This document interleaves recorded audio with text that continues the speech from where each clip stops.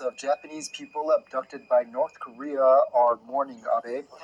They expressed their appreciation for his long-standing efforts to resolve the abduction issue.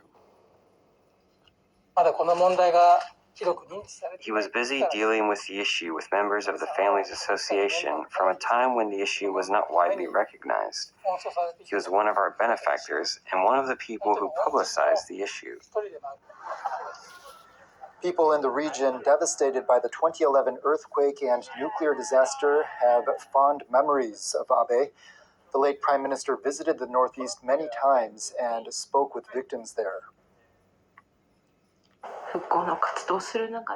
He spoke to me very warmly while I was working on reconstruction. He was one of the people who cheered us on in our hard work. I feel really sad.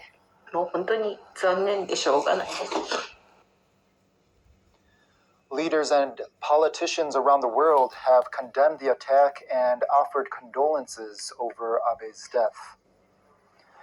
U.S. Secretary of State Antony Blinken spoke at a meeting with Japan's and South Korea's top diplomats. Blinken said Abe was an extraordinary partner.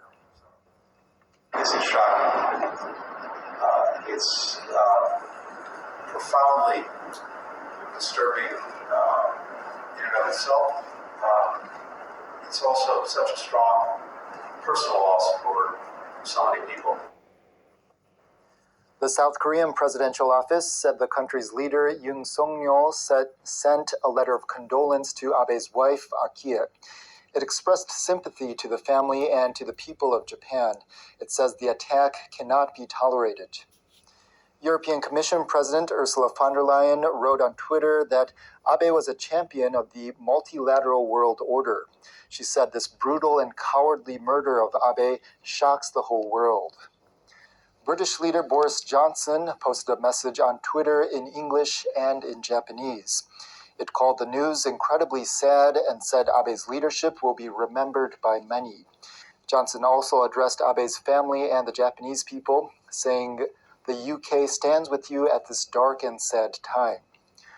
Ukrainian President Volodymyr Zelensky also expressed his condolences on Twitter, saying that this heinous act of violence has no excuse. Russian President Vladimir Putin released a comment. Abe was known to have a close relationship with him. Putin said that a politician who contributed to the Japanese government's long-term and bilateral relationship between Tokyo and Moscow has lost his life by a criminal.